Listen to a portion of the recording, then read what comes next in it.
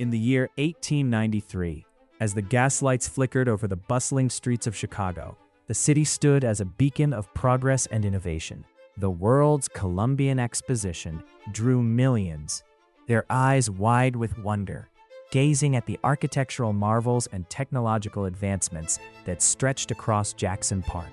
Yet, hidden in the shadows of this grand celebration, a sinister figure lurked.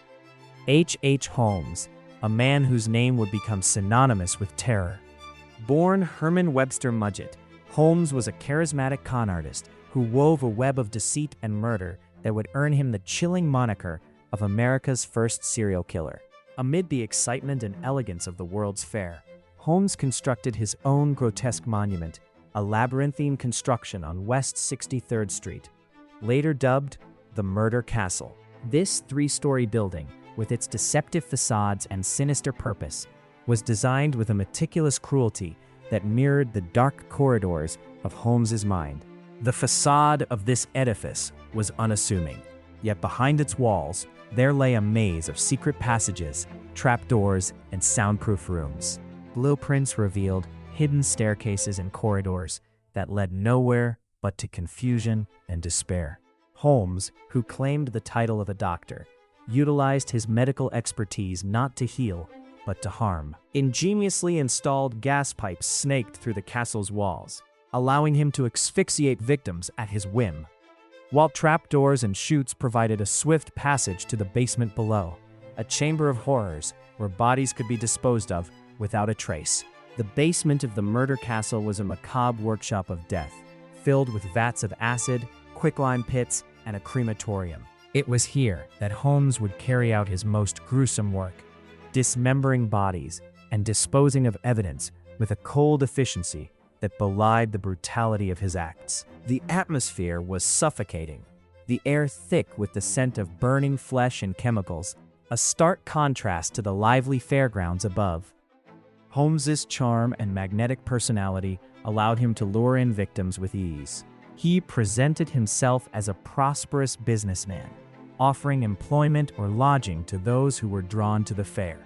Many entered the castle, never to return. Among his victims were young women who had come to the city seeking adventure and new beginnings, only to find their lives cut tragically short by Holmes's murderous intent. The newspapers of the time, eager for sensational stories, fueled the mythology surrounding Holmes and his castle. Reports of torture chambers and labyrinthine traps filled the pages, each more horrifying than the last. Though some accounts were exaggerated, the truth was sufficiently monstrous. Holmes himself was a master of deception, weaving lies about his deeds and identity.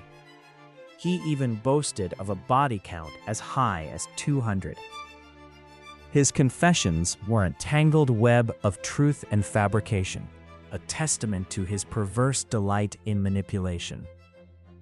As the fair continued to dazzle the world, the true horror within the Murder Castle remained hidden, a secret known only to Holmes and his unfortunate victims. The juxtaposition of the fair's brilliance and the castle's darkness was a haunting reflection of Holmes's dual nature, a man capable of presenting a facade of civility while harboring a heart of darkness. Yet, even as Holmes indulged in his horrific pursuits, his empire of terror began to crumble. The labyrinth he so meticulously crafted became his own undoing. As investigators slowly unraveled the threads of his crimes.